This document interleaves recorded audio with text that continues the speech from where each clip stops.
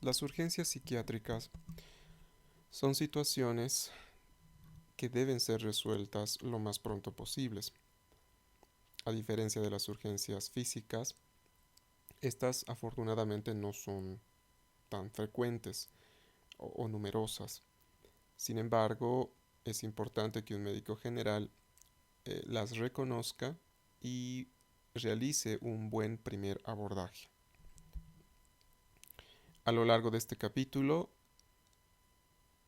se desarrollarán tres situaciones específicas: paciente en crisis, paciente agitado o violento y paciente con intento suicida. En primer lugar veremos lo que es paciente en crisis. A lo largo del quehacer médico, muchas veces nos vamos a encontrar con pacientes y familias de pacientes que acaban de sufrir una pérdida, que puede ser la vida, o a quienes se les ha diagnosticado una enfermedad potencialmente mortal o mortal, o una enfermedad penosa, crónica, dolorosa. Este tipo de situaciones puede hacer que la persona pierda el control de sus emociones. Cuando una persona se deja desbordar por la emoción y pierde el control emocional, se dice que está en crisis. Este tipo de situaciones inician lo que más adelante vamos a profundizar, es el llamado proceso de duelo, que es decir, aceptar la pérdida. Es muy importante que como médicos sepamos hacer el primer abordaje, abordaje de estas situaciones, ya que de este modo coadyuvaremos a que la persona pueda mm, llevar un duelo lo menos patológico posible. Quizás la persona que más ha estudiado con respecto a situaciones de pérdida, a situaciones dolorosas, fue la psiquiatra suizoamericana Elizabeth Kubler-Ross, quien tras muchos años de trabajar con poblaciones moribundas, desahuciadas, personas con VIH, personas con cáncer, em, sistematizó todas sus observaciones y propuso el modelo de las etapas o fases del duelo. Diríase mejor un modelo, ya que existen varios, pero el modelo de esta psiquiatra es uno de los más fáciles de comprender. Según esta psiquiatra, cualquier persona que debe atravesar, superar una pérdida, atraviesa por 5 fases, que no necesariamente vienen en orden y no necesariamente son como una grada en la que siempre después de una viene la otra y luego la otra, sino que como se puede ver en la imagen, es más bien un proceso como un bucle, donde pueden haber avances y retrocesos, pero con el paso del tiempo la tendencia es de llegar a la última fase, que es la de aceptación.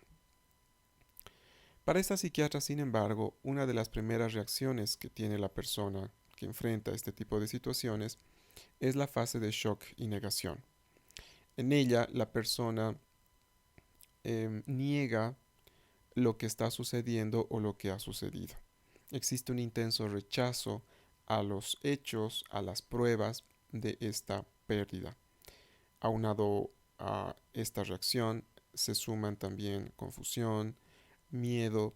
Si la impresión emocional es muy intensa, puede ocurrir este fenómeno del que habíamos hablado en el capítulo 2, que es el fenómeno de despersonalización o de desrealización. Es decir, una sensación como de adormecimiento, con una hipoestesia generalizada, por decirlo así. Y bueno, también pueden aparecer sentimientos de culpa. Se dice que la negación como mecanismo de defensa es uno de los mecanismos más antiguos, más primitivos que tiene el ser humano. en el sentido de que es uno de los primeros que aparece en la niñez. Y dado que este tipo de situaciones generalmente se asocian a personas mayores, a adultos, se entiende que en una persona con una salud mental aceptable no es una etapa que dure mucho tiempo. Lo común, lo normal, es que la persona enfrentada a los hechos, enfrentada a la realidad, bien pronto pase a una de las siguientes fases. Hablamos de un duelo patológico cuando la persona no atraviesa y se estanca en esta o en cualquiera de las otras etapas antes de la aceptación. Luego tenemos o podríamos tener la fase de enojo. Aquí la típica pregunta que se hace la persona, y bueno, y que la hace además con mucha rabia, con mucha frustración, es ¿por qué a mí? La persona no entiende, no encuentra un sentido, una explicación aceptable para él o ella de lo que está sucediendo. Entonces aparecen síntomas ansiosos, irritabilidad, gran vergüenza y en esta etapa probablemente la persona mm, quiera decir muchas cosas emanadas por supuesto de su enojo. Lo que corresponde hacer a un médico general en esta situación básicamente es favorecer la catarsis, es decir, el desahogo, ¿no? Que la persona vaya verbalizando todas las emociones que siente en esta fase. Luego podría venir una fase que se llama de depresión y desapego. Aunque la fase se llama de depresión, no significa que sea la depresión clínica o la enfermedad que vimos en el capítulo de trastornos afectivos. Depresión en este sentido hace referencia a la tristeza. Y es que en esta etapa la persona se da cuenta de que la situación es insalvable, que no hay vuelta atrás y mm, digamos que empieza a aceptar la situación pero de una manera muy pasiva, muy resignada o muy desesperanzada. Y esto da lugar a un desborde emocional de tristeza, de desesperación, de intensa apatía, aislamiento, falta de energía.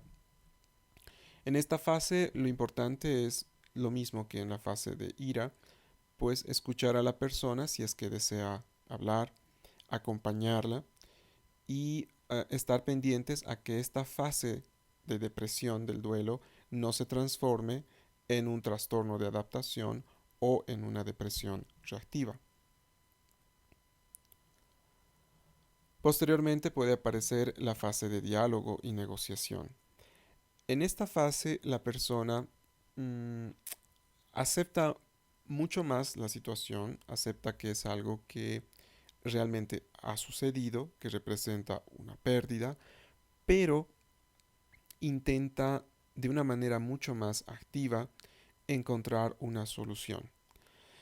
Sin embargo, estas soluciones o la manera de mejorar su situación pueden pecar de demasiado idealismo em, o incluso tener visos de irracionalidad.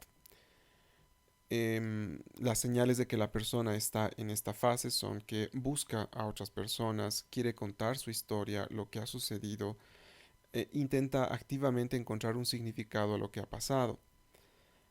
El riesgo está en que esta persona, por ejemplo, alguien que tiene un cáncer terminal, pueda intentar mm, buscar curas de tipo mágico o extraordinariamente ineficaces o riesgosas para su problema de salud y que en lugar de mejorar su situación más bien la empeore. En este caso, como médicos generales es importante orientar a la persona, ser muy sinceros y describir la situación de la manera más objetiva posible. Por último tenemos la fase de aceptación, en donde la persona acepta lo que ha sucedido, acepta la pérdida, Su rol es mucho más activo, pero también mucho más racional. La persona que llega a esta fase se empodera de su situación. Esto le mejora su seguridad, su autoestima, le encuentra un verdadero significado a lo que está sucediendo y explora opciones para mejorar su situación. Es decir, hay intentos activos por adaptarse a lo que está sucediendo.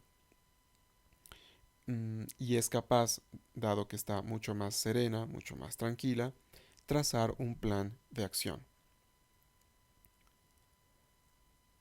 En este caso, cuando una persona está en la fase de aceptación, pues es importante favorecer a que la persona continúe en esta fase. Em, Orientar, brindar esperanza, confianza, asegurar nuestro apoyo y compañía si es que hace falta para que la persona transcurra esta situación tan difícil de la mejor manera posible.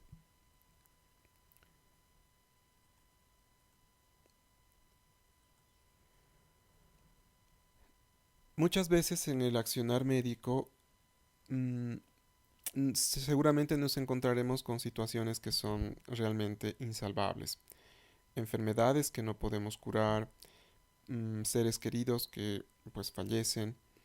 Y bueno, uno de los principios o adagios más conocidos de la medicina es este que se le atribuye a Hipócrates, si no estoy mal, y es que el médico cura a veces, alivia a menudo, pero lo que siempre puede y debe hacer es consolar.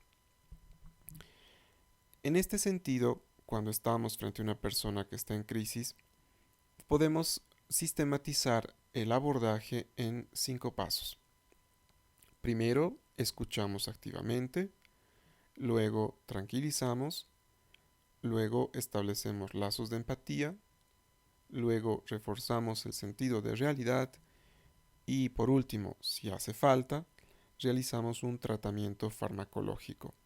Quizás el último punto de tratamiento no sea muy correcto en el sentido de que este tipo de situaciones no son una enfermedad, son situaciones de vida que cualquier persona puede pasar y que es parte de la vida.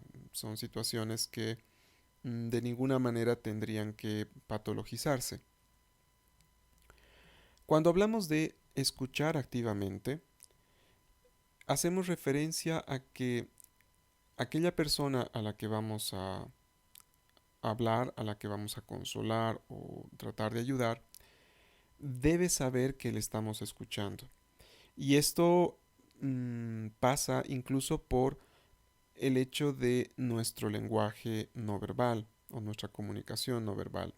El hecho de estar de frente a la persona, mirarle a los ojos, a sentir cada vez que esta persona dice alguna cosa, modificar la mímica del rostro frente a informaciones tristes o alegres, todo esto hace parte de la escucha activa.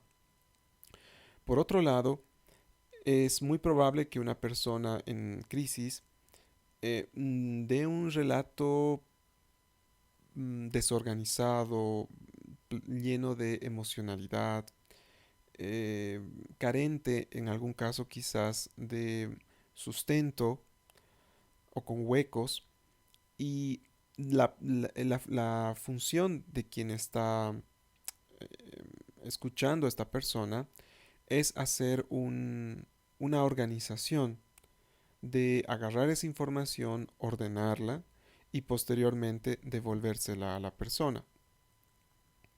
Dicho de otro modo, tenemos que prestar atención a nuestra postura, tenemos que tener cuidado para mirar a los ojos, debemos preguntar, parafrasear, asentir. Hay personas que podrían no querer hablar mucho porque les embarga la emoción y algunas maneras de poder favorecer a que nos cuenten lo que está pasando podría ser decir, por ejemplo, quiero ayudarle, pero necesito que me diga cómo. o será más fácil para mí ayudarle si sé cuál es el problema. Solamente habiendo obtenido una buena información mediante la escucha activa, es que recién podemos intentar tranquilizar a la persona. De hecho, el escuchar activamente ya es un factor de tranquilización, pero en la segunda etapa, con la información que tenemos, podremos hacer esto de una manera mucho más eficiente. Un primer elemento que ayuda a tranquilizar a la otra persona suele ser de ofrecer nuestra ayuda, nuestra compañía.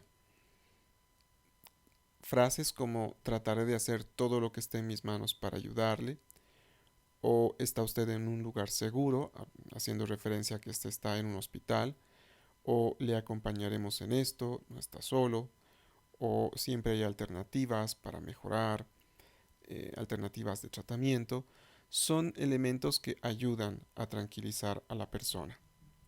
Si hay algún elemento que intranquilice al paciente, eh, y que lo hemos detectado por la escucha activa, bueno, en esta etapa o en esta fase podemos también intentar uh, no resolverlo, pero por lo menos dar a la persona alguna alternativa para que esta situación mejore. En el ánimo de tranquilizar, podría ocurrir que la persona mm, no esté muy permeable a las cosas que le podemos decir. Permeable en el sentido de que podría no sentir que nosotros realmente queremos ayudarle o que lo que estamos haciendo pues es parte de la rutina de trabajo, es parte de lo que se espera que cualquier médico haga. Entonces, como tercer punto, es importante establecer lazos de empatía, es decir, hacerle saber a la persona que realmente tratamos de ponernos en su lugar y que estamos haciendo el esfuerzo de comprender por la situación que está pasando. Muchas veces podemos comprender perfectamente lo que le está sucediendo, si es que nosotros mismos hemos tenido que atravesar por una situación parecida. Pero seguramente existirán situaciones en donde uno no ha experimentado lo que esa persona está experimentando. Mm, si por ejemplo nos toca hablar con una persona a la que le han detectado una atrofia del nervio óptico, em, y que, bueno, sabe que va a quedar ciega o que su ceguera no es reversible, esto quizás es algo que nosotros nunca hemos experimentado. Y es importante ser sinceros y hacerles saber que aunque no hemos experimentado esta situación, sí nos resulta muy difícil tratar de siquiera imaginarnos cómo esa persona podría estar sintiéndose. En este sentido, algunas de las frases que pueden ser de utilidad podrían ser, por ejemplo, yo no sabría muy bien cómo reaccionar si esto me estuviera pasando a mí, o si realmente uno como médico ha pasado una situación parecida. Como es una situación de crisis y para establecer un lazo de empatía más fuerte, uno puede compartir estas nuestras experiencias con el paciente y decir cosas como cuando a mí me pasó esto me sentía como usted. Em, Otras cosas que se pueden decir son me resulta difícil imaginar cuán doloroso o cuán preocupante puede ser esta situación para usted. Pueden encontrarse también ustedes con personas que mm, se cohíban o se avergüencen de mostrarse vulnerables. Por ejemplo, imagínense una persona con rasgos narcisistas de personalidad u obsesivos, que son personas pues que no se sienten muy cómodas o a gusto demostrando o vulnerabilidad o en general cualquier tipo de emoción intensa. Entonces, un poco para poder mm, hacer sentir mejor a esta persona, podríamos decir algo como cualquier persona en su situación podría reaccionar o podría ponerse como usted está o llorar como usted o angustiarse como usted. El cuarto punto es el de reforzar el sentido de realidad. Cuando una persona está atravesando por una situación difícil, las emociones pueden nublar la razón. Pueden de cierta manera hacer como una visión en túnel, donde el otro extremo de lo que se está viendo es la muerte, el dolor, el sufrimiento, la desesperanza, y pues corresponde que el médico trate un poco de ampliar esa visión. Afortunadamente, si el médico ha escuchado activamente y ha podido intercambiar eh, palabras con la persona a la que está atendiendo en ese momento, pues seguramente tiene elementos, información que le van a permitir realmente ampliar el horizonte de esta persona y brindar consejería, orientación para poder mostrarle a la persona que la situación no es tan negra, no es tan oscura como en ese momento la está evaluando. Es importante recordar a la persona lo fuerte que en otras situaciones pudo haber sido, diciendo, por ejemplo, en el pasado las cosas fueron bien, hablando, por ejemplo, de una cirugía de riesgo, o ha superado situaciones parecidas otras veces. En muchos casos, el saber médico, es decir, el conocimiento que se tiene con respecto a determinada enfermedad o condición, también puede ayudar a brindar esperanza y ampliar el horizonte de estas personas. Por ejemplo, hacer un comentario como que pacientes con su mismo problema tienen una supervivencia superior al 25% al primer año o existen tratamientos con los cuales la tasa de recidiva de esta enfermedad es de tantos por ciento. Este tipo de información le ayudan a la persona a poner en contexto lo que le está sucediendo y a tener una visión mucho más real y positiva de lo que le toca atravesar. Finalmente, si es que la persona realmente no se tranquiliza, si la ansiedad es demasiado intensa, si la angustia no permite que la persona verbalice lo que está sintiendo o pese a la intervención que nosotros hacemos de tranquilizar o de establecer lazos de empatía, esos niveles de ansiedad son muy intensos que incluso pueden entorpecer el desenvolvimiento diario de la persona, pues en estos casos sí se tendrá que hacer uso de algunos medicamentos. Se pueden utilizar benzodiazepinas. Lo usual es que no se utilicen por más de 2 días, se podrían utilizar hasta máximo por una semana.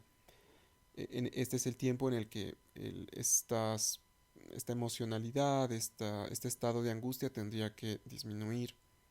Pero obviamente si los síntomas son muy intensos o después de ese tiempo la persona sigue con síntomas de ansiedad, de intranquilidad o aparecen síntomas incluso psicóticos o graves alteraciones de la conducta, bueno, en ese caso es mejor referir con un psicólogo o con un psiquiatra.